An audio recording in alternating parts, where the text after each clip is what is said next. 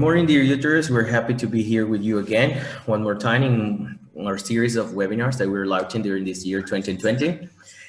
And in this opportunity, we're having Professor Marina Gonzalez from Argentina, who she kindly agreed to be with us today for helping us in a matter that is a challenge for many of us as teachers around the world, teaching English to all adults. It's a quite challenging topic, but Professor Marina has been working with this for some years already, so she's got experience. That's why we decided to invite her.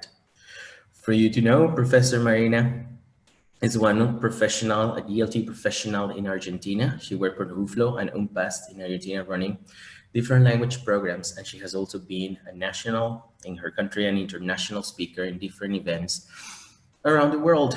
So we're very pleased to introduce Professor Marina Gonzalez for our webinar today, and we hope you enjoy this. Marina, welcome and thank you for joining us today. Thank you, Johannes. Thanks. It's a pleasure. It's a pleasure to be here with you and well, to start this international conversation so that people can have access to the experiences of different people in different parts of the world, which is basically what we can humbly do. Is I strongly believe that knowledge is social and that it's built and shared. It's not possession of anyone. So this is the idea. So if you think I would be starting, okay, with the idea that we want to share with you today, which is the idea of teaching English to older adults. This is a movement that started in the late 70s and that has grown steadily, really, in the past 40 years now, we would say, and we still think of it as something new. Of course, as always, everything in education takes a lot of time to become rather mainstream, and we are far from being mainstream yet, but it has grown a lot. There are different models, but the strongest origin for this can be traced back to the idea of the university of the third age. I'm not good at French, but it's basically a French program for for adult professionals who are retired and wanted to do something in their free time. So that was the first offer that was created, and then on this basis, different countries produced their different models. What I'm going to refer to specifically is to the Argentinian to the Argentinian model, and more specifically to the model in the city of Buenos Aires. Most of the programs in the world are either totally free, or they are, because they are self-managed by older adults, which is the English model, or they are supported with a fee that people have to pay to attend courses. This is the most common situation. In Argentina, we have the Secretariat for the Welfare of People, which is called the ANSES, and the ANSES produces a program that is PAMI, and that is the program of help for people, and all study learning programs for older adults are supported and created and sponsored by PAMI. What does that mean? It means that people don't have to pay for any course that they decide to take when they are older adult. And in realities of Latin America and in realities as the one in my country, this is crucial, because otherwise an 80% of the population of older adults would be left out. So this is a very, very important trademark, in a way that we could say, that distinguishes the Argentine program from the Chilean or some other programs that are running now. Of course, and the interesting thing is that then the PAMI, what it does, it produces agreements with universities specifically, and then they pay teachers fees and they pay universities some sort of agreement for the use of premises, etc. And then it's free access for students.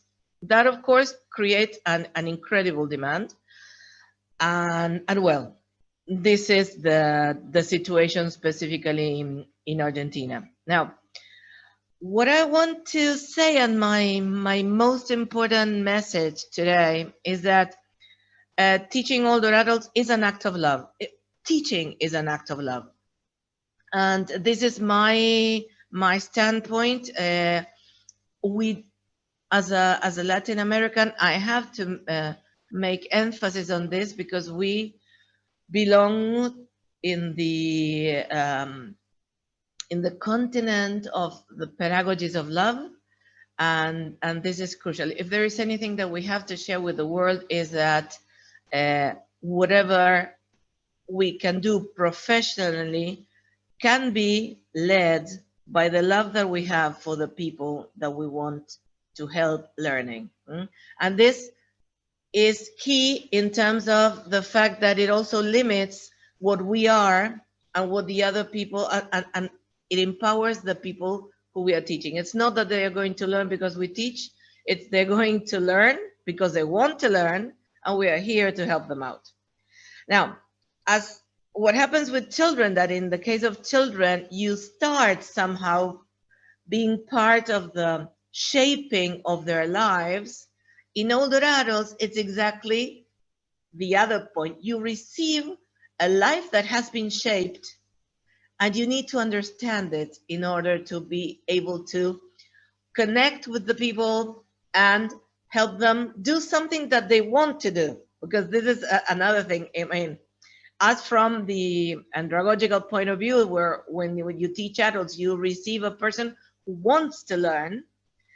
In pedagogical standards, okay, that is the pedagogy of older adults, you receive people who don't have to show anybody anything, whose life whose productive life or economically productive life is complete or is satisfied, and that they choose now to do things, and so then you are there to support them in their dreams, in their challenges.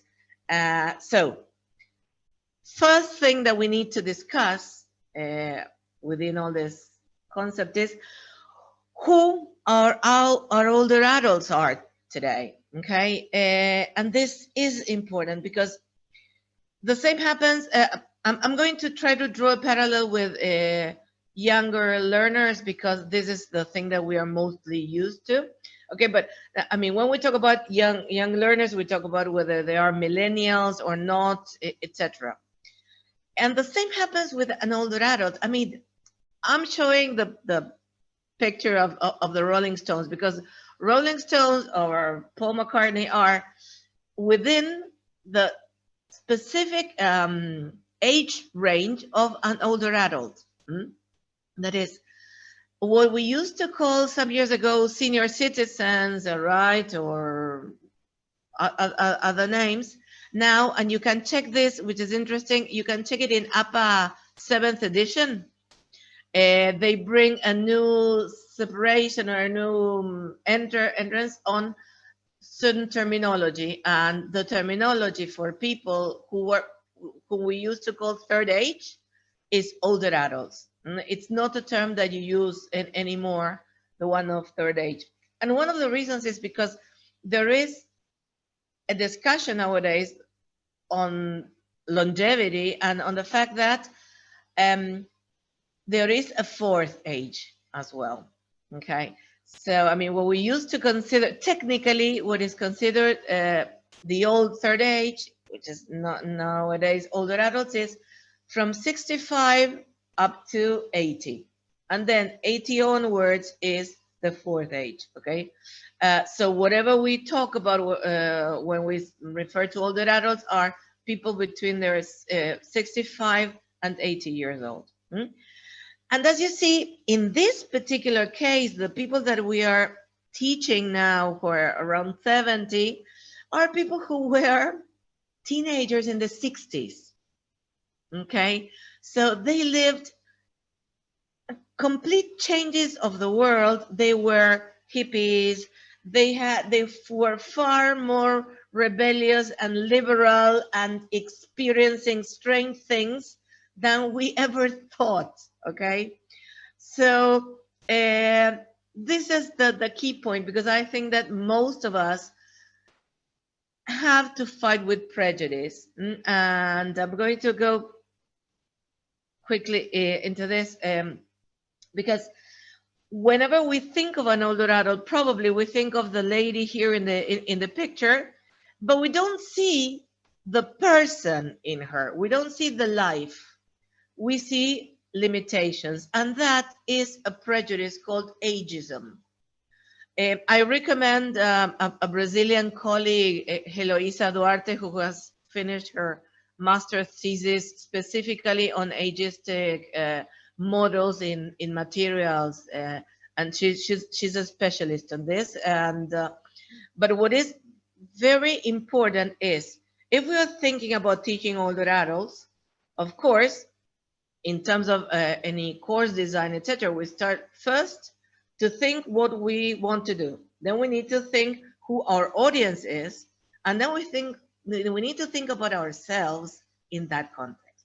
So the first thing that we need is stopping and reflecting on ageistic attitudes that we may have. And that's why there was a very, I don't know if you can see it very well, but down here, the pictures, this is a program from a university that assigns a value to the different pictures, all right? Slow, I don't know, burden, and then the young person, Steve, okay?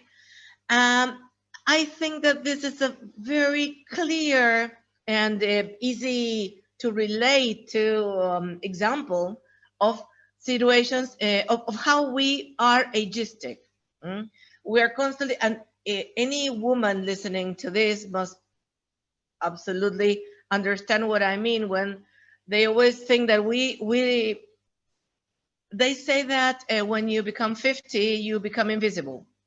Okay, that is because your youth, what society seems to value, okay, is your youth, and then it's like you lose your value as a person.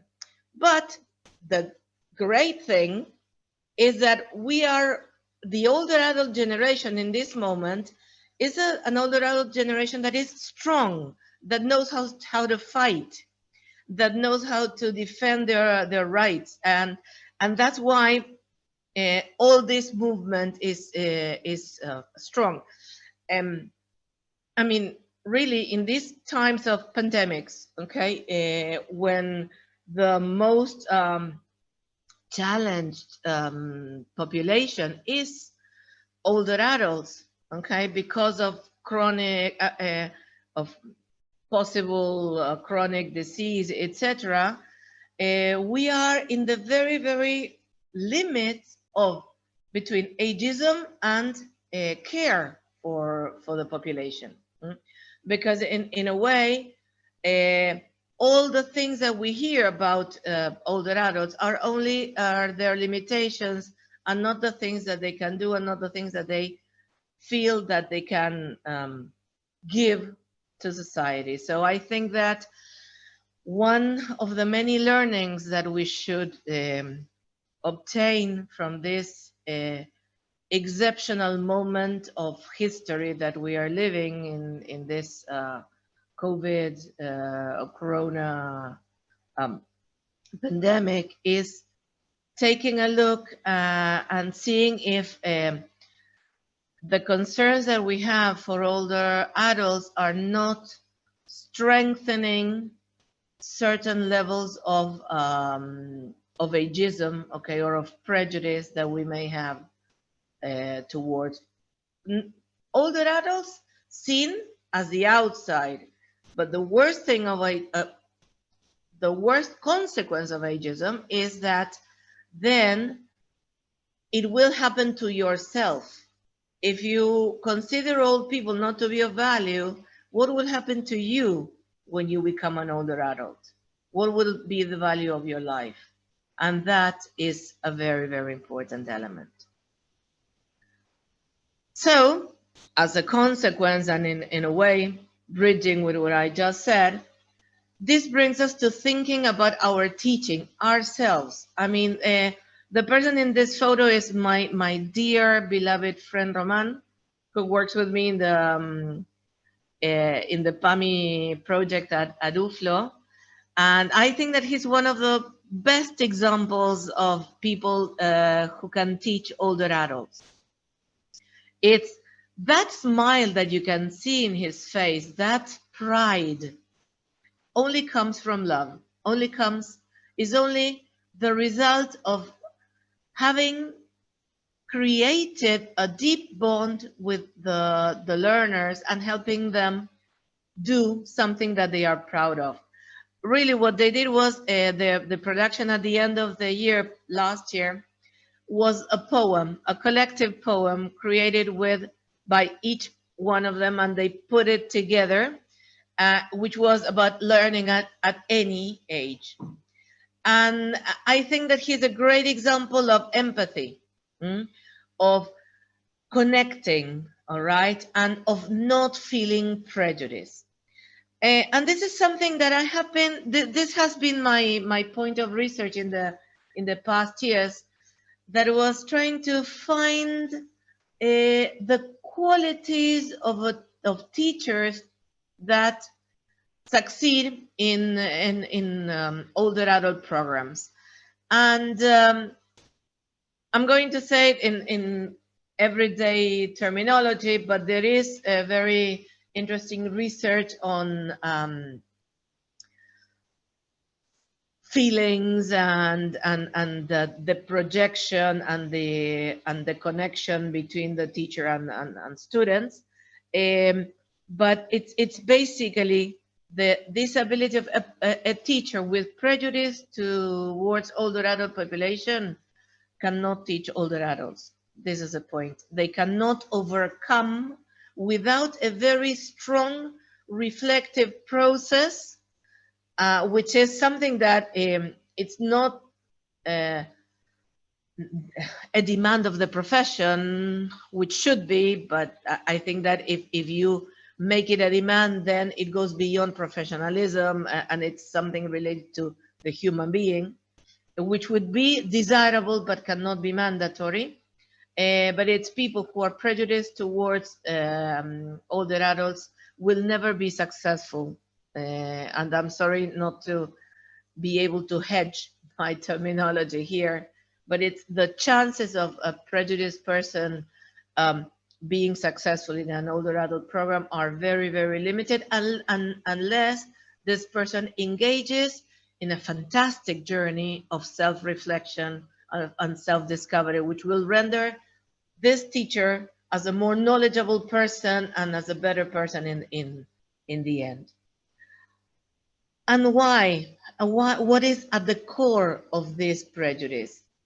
Something that has been socialized without any limitations, which is called the aging deficit model. You know that we as societies, we get something from medicine, all right, and we use it. Let's thinking about children, the ADD situation, okay, right? It's whenever you find a child who's jumpy, who's just not comfortable at school, etc., then you say that he has ADD. Teachers have over-diagnosed people with ADD, which were basically children who needed to be more with their parents or needed to go to the park, all right?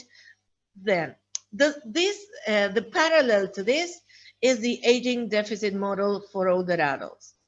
The aging deficit model is a clinical model, all right? And it's a clinical gerontological model that checks certain indicators in health parameters, okay? But this is not strong in the older adult population that that attend classes in general. Okay, this is important. Then it has been overgeneralized, and people think that you are 65, and yeah, typical jokes that we play on ourselves, right? Oh, I'm slow, I don't remember, I'm mixing names, I'm getting old. That is the deficit model in our own words. And Maggie Kuhn, who was a fantastic fighter in this program, okay, she brought this phrase, which is fantastic. There are 6 myths about old age: that it is a disease, that it's a disaster, that we are mindless, that we are sexless, that we are useless, that we are powerless, and that we are all alike. There are zillion of things to talk about this. I'm not going to take much time. I can't today, but there is one thing that I want you to I want to share with you about this thing of being all alike. You know that the women's movement, okay? Well, in Argentina, we have, there is a congress every year, and I attended last year for the first time, and I went to the board on older adults.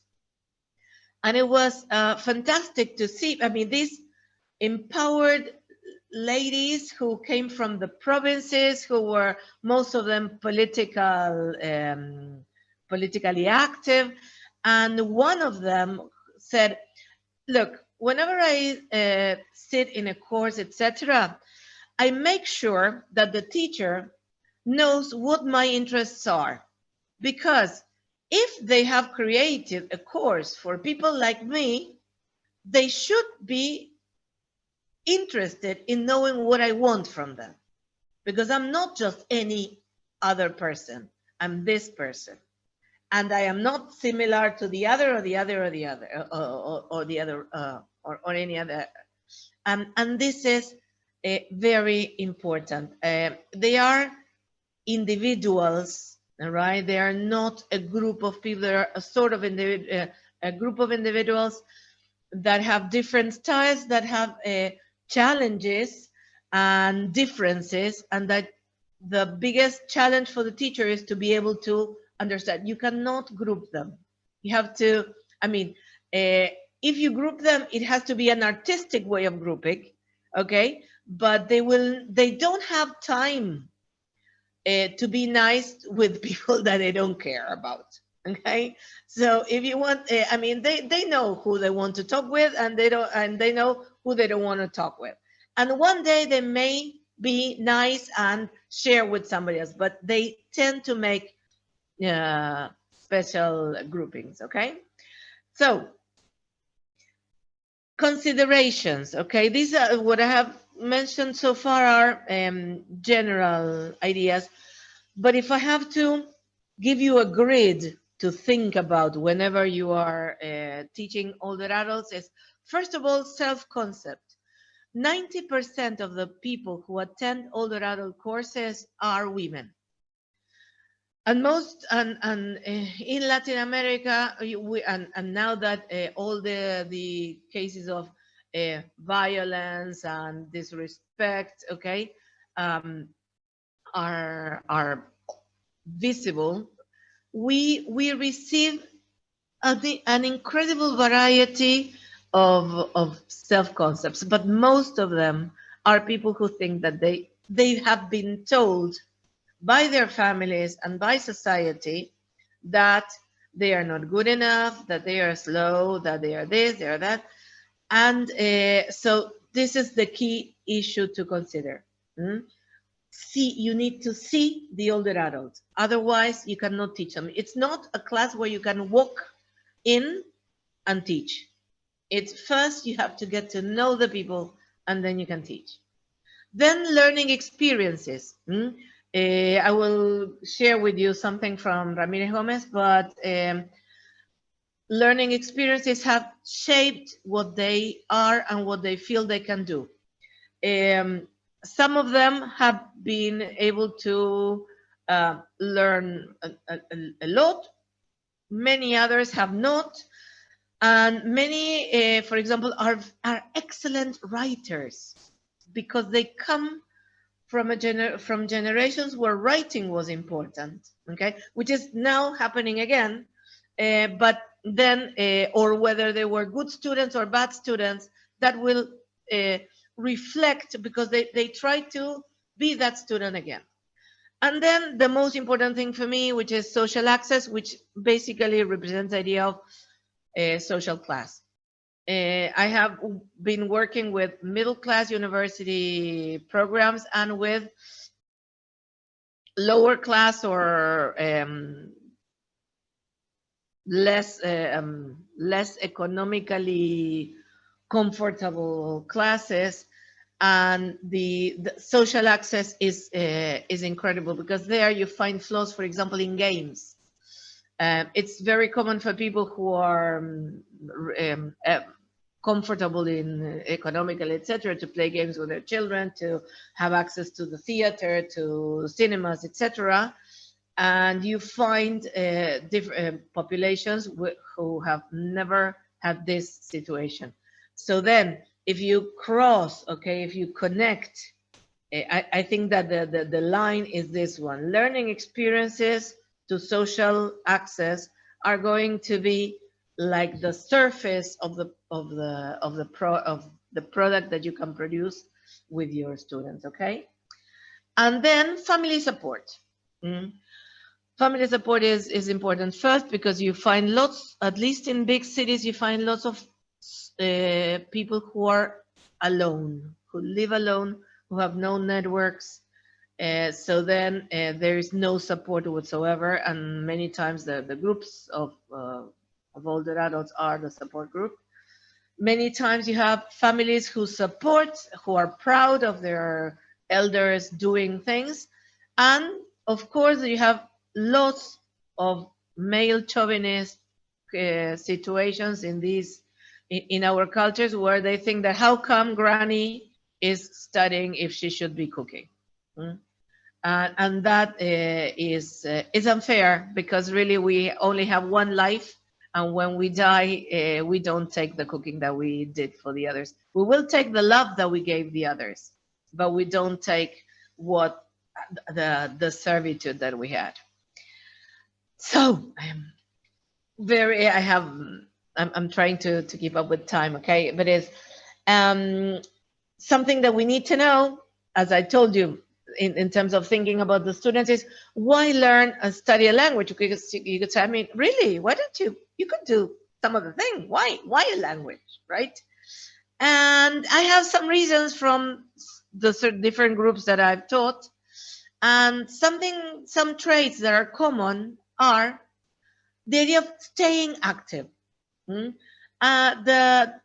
The older adults nowadays are conscious of becoming old, and they are rephrasing the concept of being old. Okay, being old has to older is having more years, but it doesn't mean that you are less active or that you are less valid. Something that is strong and it is present in Ramirez Gomez's work is the idea that if desirable, and from a Freudian perspective, when you are not economically productive, it does not mean that you are not socially productive. That maybe the time that you took to make a living and to have the things that you needed when you retire, you can use that that time for social projects. So then being active, okay, is key, because I think that if this happens, then the whole system is going to change. Okay. Then of course a personal desire. This is typical in women who wanted to learn a language. They loved it, but they had to work, they had to raise their kids, they had to look after their mother-in-law or their mother, whatever, okay? And then they postponed, and now they feel that it's their time.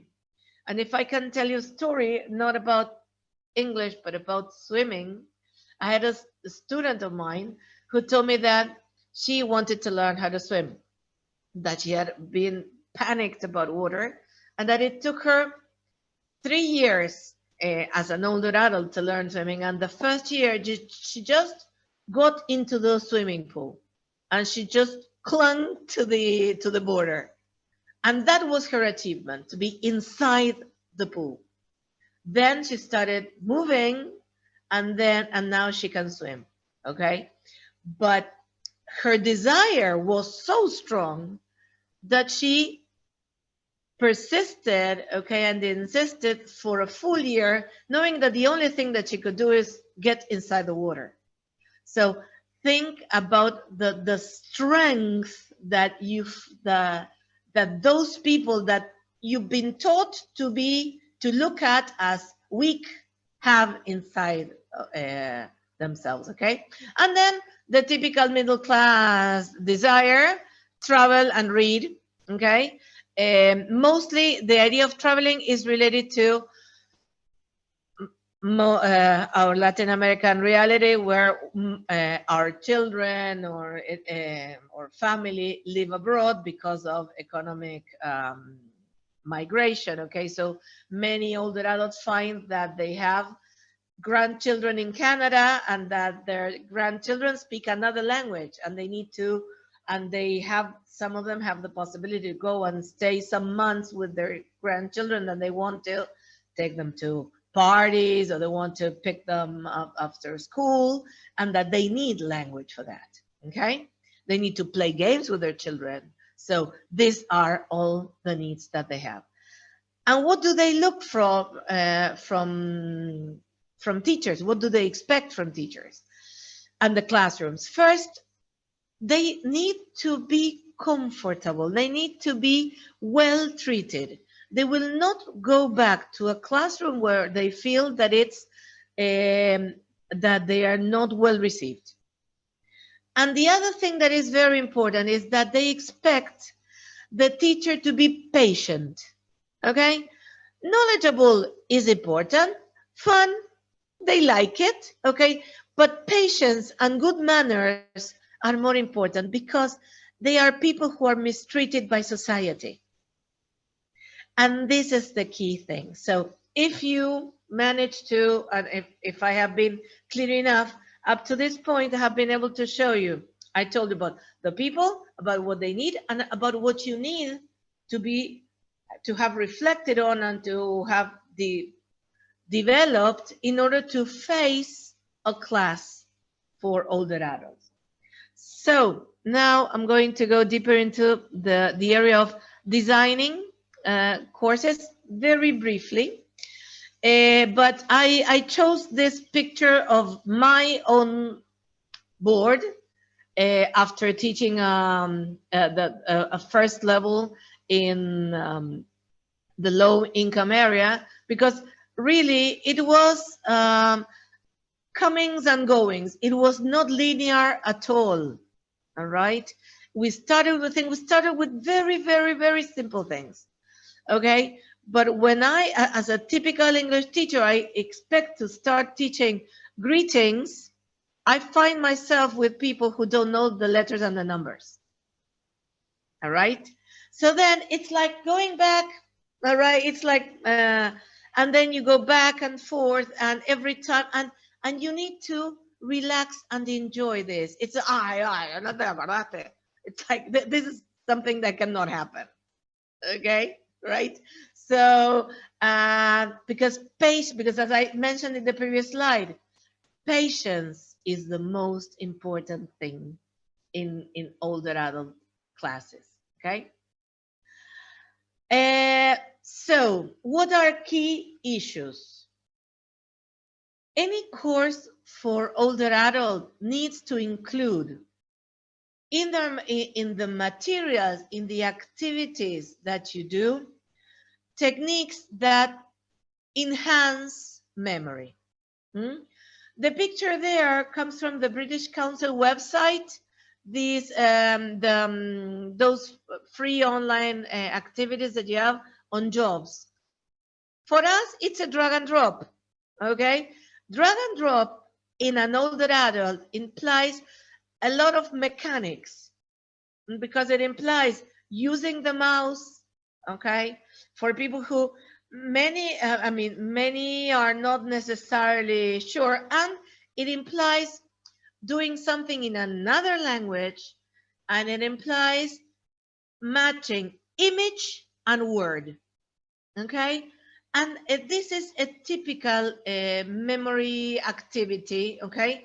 The most famous and the most attended courses by older adults are memory enhancement courses. So language programs need to borrow from those psychology courses, because they need to readapt those techniques for the language learning experience. If anybody wants to ask me, or it's the question I've been asked, like, well, what is special about an older adult course? It's this. People need to work with things that metacognitively are helping them improve their memory. Because English may be just an excuse for what they want, which is to be active and to have their brains working well. So some suggestions here are related to organize how do you enhance memory? By organizing, okay? Whether you group, whether you categorize, okay? Whether you find the odd one out. Association, linking objects to places, okay? And the idea of visualization, because most of the older adults are going to learn in a non-native setting, and many of them are not going to travel. So then visualization, associating the image with the concept, writing similar things, okay? And then the idea of repetition. Repetition is very important. It's very important in Alzheimer, okay, to prevent Alzheimer. So the idea of repeating, that's why the idea of using songs is important, or chants, so that they become familiar, and they are also forced to memorize something, okay? So these are crucial questions, okay? And then another group is the idea of the Stroop test. This is something I added yesterday, which is I was watching a science program, and the scientist was explaining the concept behind this, which is the idea of meaning interference, okay? If you do this, which is basically writing the name of a color in a different color, okay, you are producing some intermittence in the direct message, and that calls for more alertness, okay, of being more alert. And doing this things like this, or changing, or using it with professions but putting the incorrect name, okay, what it does is to make the older adult become more alert in their attention, and that helps them a lot, okay? And I think that I have a couple of suggestions. Am I okay with time? You still have some time. Perfect. So 2 slides of suggestions. The idea that working on memory is not only remember, but first of all, noticing. It's not that you repeat. It's sometimes you don't see the things around you. So that if you start noticing things, and that has to do with even yoga techniques, okay, and silence and sounds, etc., then you can add them to the work of memory. The idea of including games, because they notice, okay, because there are rules to follow and attention must be paid. You cannot play cards and lose all of the time without caring. I mean, if you really don't care that you lose all matches, well, there is something that is going on there with depression or something of that sort, okay? And then remembering other people's stories and characteristics, I'm sorry, implies retrieval of information, which exercises memory and attention, okay? So it's you empathize, you ask the people to empathize with you, and then you remember, and then you have more vivid memories, okay, that are not yours, but that come from somebody else. And then including movement in the classes. This is a new tenet, which is called a healthy life or something, that is every 45 minutes, you stop the class and you have people stretch, okay, and they have to do some other thing or move around, so that they are not so passive all of the time. And this is something that is becoming far more common, and in universities that have schools of sports science, this is quite common because it's part of the activities that sports science students do. So last thing to mention is the idea that technology, okay, is not so far away from our students, that they are using all the time their cell phones, and that they love use emoticons, okay? So then using your WhatsApp groups, all right, or allowing them to take pictures because they don't want to copy from the board is something absolutely perfect, okay, and acceptable. So I'm leaving here some general suggestions for the older adult class, all right, that is examining hearing characteristics, check that the oral material is clear, you should enunciate well, you should select materials instead of following a textbook, okay? They don't have the time to follow the decision that somebody else made in terms of language learning. So you need to slow down, and you need to learn how to slow down, okay? Making sure that the environment is not stressful, being explicit about the steps and the objectives and the steps, all right? Selecting topics that are appealing. I mean, really, to listen to older women talking about sex is one of the most fun things that you can enjoy. They have no I mean, depending on social class, and this is the difference I have seen, okay?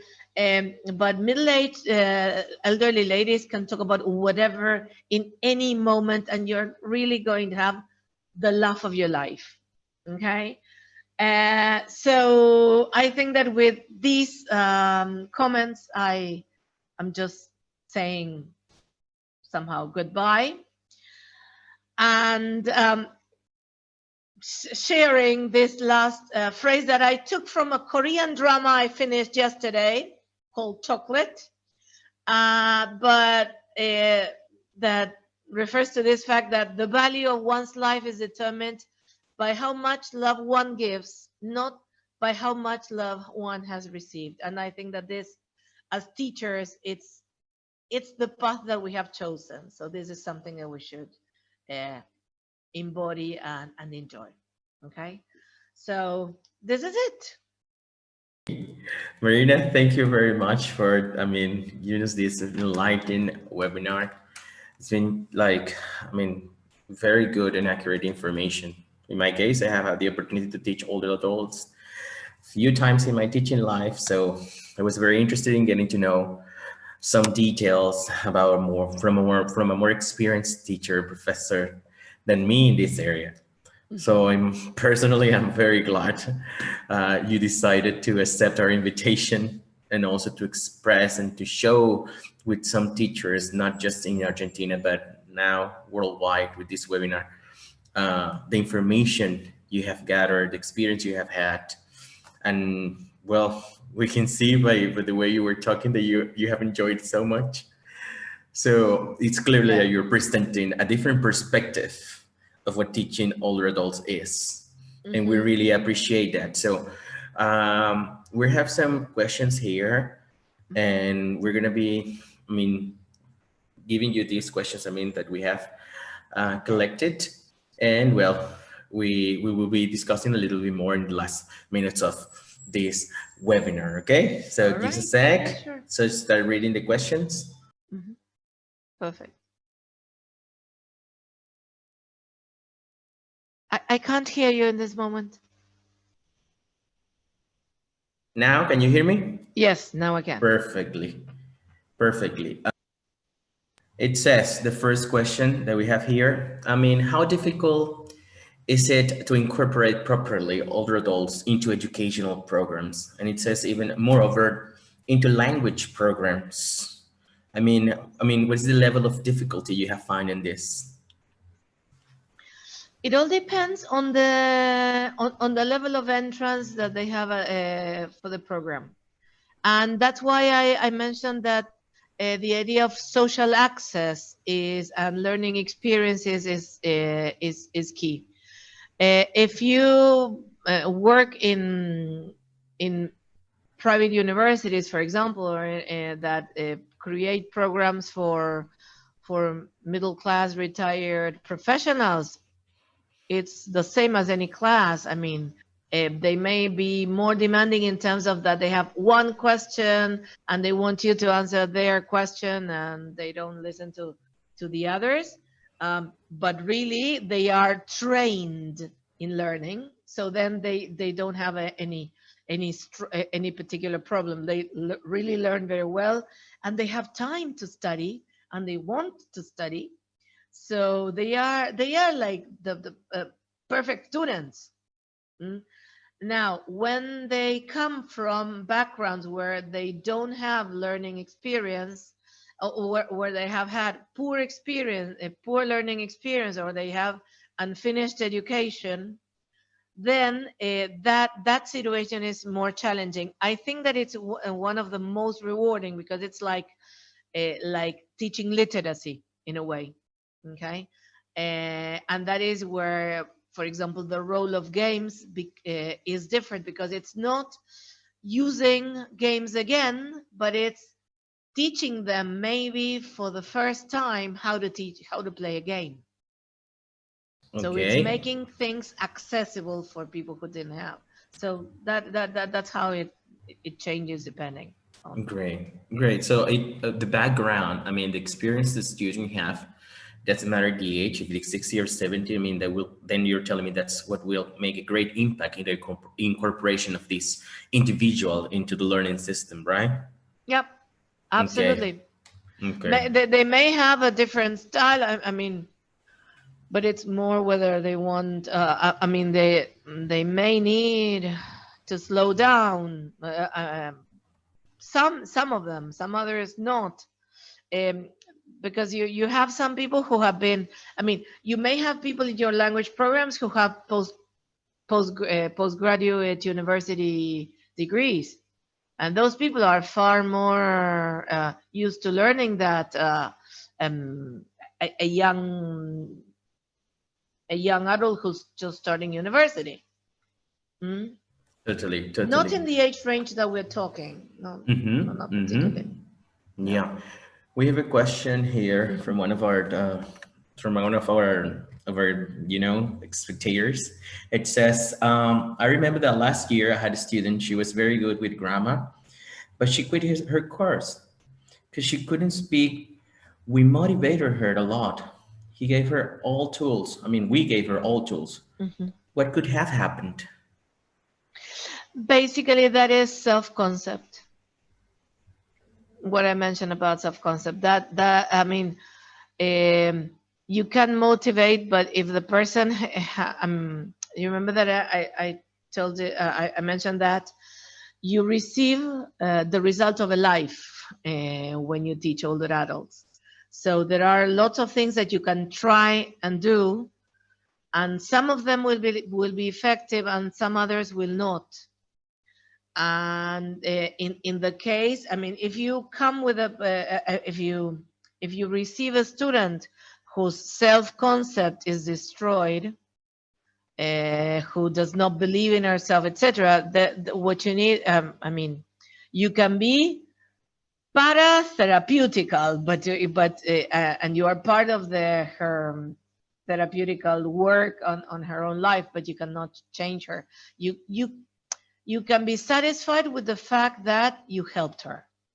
Okay, and I'm sorry I'm making it female, but I think they were talking about a woman in particular, and this is basically the limitations. I can relate this with a student I had in one of my first courses. She was a lady who had traveled I don't remember where, near countries, with her daughter who was studying at university in Buenos Aires. And she said that she couldn't remember, and that she wouldn't remember from one class to the other. And we were surprised. But how come? And her mates were surprised about this, until one day she said that she had worked a lot in her life, that she had done a lot of effort in her life, and that she had decided that she was not going to do any more effort again. And that was it. It was her own decision of life. And that was beyond our scope. This is like when you work with people, you accompany people. You can help them be all that they want to be, but you cannot push them to be what they don't want to be. Okay. So you accept how human we are, we accept, and how limited we are. Exactly. So what it means, Marina, you're telling this and answering this, one of our spectators' question is that it will also depend a lot on the learner's will, right? Absolutely. Every teacher does. The thing is that in this case, it's like even more obvious, because there is no institution that is supposed to or anything. It's the person is telling you, or I mean, I would like to know from that story what the person, what the student asked the teachers. Was the person unsatisfied with her production, or was she happy with her grammar, with producing grammatically accurate language? Because maybe she wanted to, maybe she was repeating the learning model that belonged to her learning times. That is, for her to know a language was to know the grammar of the language. So this is something that the teacher needs to reflect and not to feel bad about. I would like to know if the teachers had a dialogue, a conversation with this person, and if they asked if they told this person how they felt and what they wanted from her, and to check if the person wanted the same. Yeah, it's our spectators will be listening to you. And so in the meanwhile, she answers that question. So we hope that she answers. It's okay. We're going to make another question that we have here. And it follows like this. It says, will you consider that there is a resistance in the educational systems worldwide to see this matter through? I mean, the way that education is perceived worldwide, now you're telling us your own experience in Argentina. I mean, is there certain resistance in the educational system? Will you consider that's true or no? I mean, in order to incorporate the older adults into the educational system so they have the opportunity. Yes, I had, I saw this in one university that, for example, that there was a change in managerial positions at the university, and one of the people who entered and had a decisional role considered that older adults were not good marketing for the university. So he wanted to restrict the access of older adults, and what they did was to restrict the times in which courses for older adults were taught, which was exactly the opposite to the feeling that students, or the feeling that you lived in the campus, right? You which is the typical bureaucrat in education, right? They come from the business world. They don't come from the educational world, and they think in terms of marketing, not from education, but the interaction in the community is absolutely different from what they read. And if authorities allow, then these people can do a lot of harm to older adult programs. And this is one thing. If you take a look, sorry, at the programs I have mentioned worldwide, they are generally self-organized. They are associated with university, but they are entities of their own. Okay, they are the third age adult program. For example, here in Argentina, there's a one that is in Rio Cuarto that is very, it's like 20 years old, and they have their own organization. All right, so certainly it depends a lot on the relationship between the heads of the adult program and the authorities of universities. But because, which is funny, because universities really challenge the concept of productivity that are typical of companies. All right, in companies, a person is at the top of his life in their 40s. All right, and in universities, all right, you produce your best thinking around your 60s. Okay, I mean, professors at university tend to stay until they are 70, 75, because they are producing knowledge and because they are building, I mean, they are helping future generations grow. So probably, yes, I do believe that there is resistance, and that this has to be challenged by many of us, because if we want to make a better world, we have to challenge this resistance, because it is ageist. Okay, thank you very much for that. Our participant answered your question, Marina. Oh. She said like she was happy with the course and her experience, she said, but the problem was that she wasn't able to produce the language in the way she wanted to produce it. We had social classes and complementary ones, but the issue came from her. And she asks an extra question, and that, I mean, with this comment and this question that we are finally, it says, and I have another question. Can a senior citizen feel afraid or not comfortable that a younger person teaches them? Not necessarily. No, they generally, what they do is they generally adopt you. Yeah, right. It's they just they love to be. I'm generalizing, right? But from my experience, older adults love to be in contact with other people. The only way they may resent anything from a younger person is if they are not treated lovingly. Hmm? If they are not treated well, if the younger person makes them feel that patience is over, that they are not doing things, that there is an expectation that this older adult is not fulfilling. Okay, that can be the only moment, but otherwise they don't. They just love it, because they also know that most of the population is younger than them. So if they resent it, they cannot live in this world. I haven't seen that.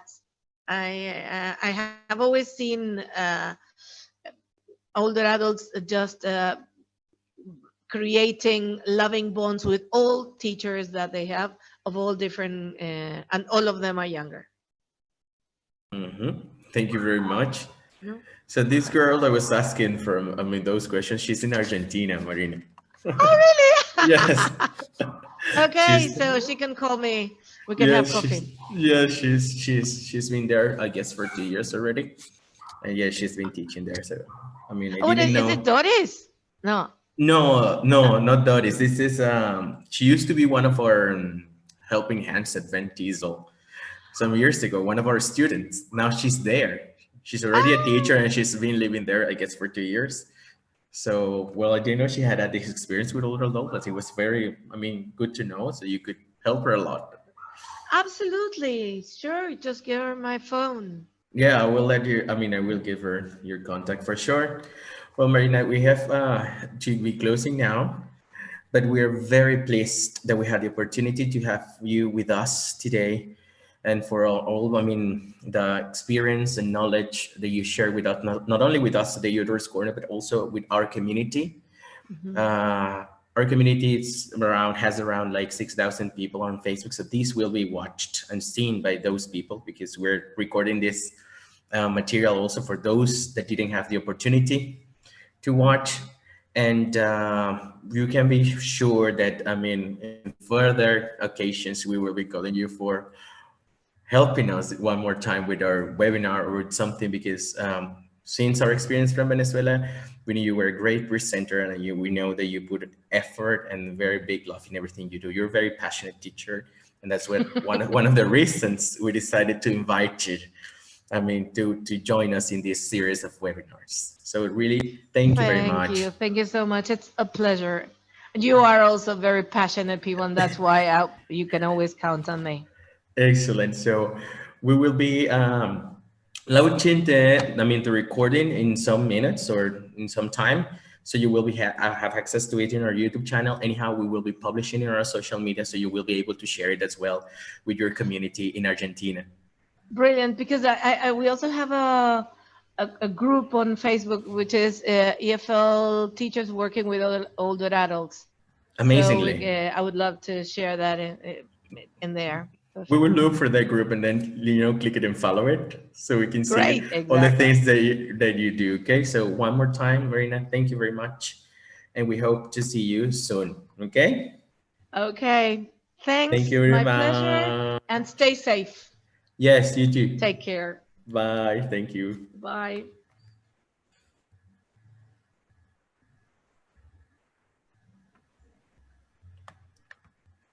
Two.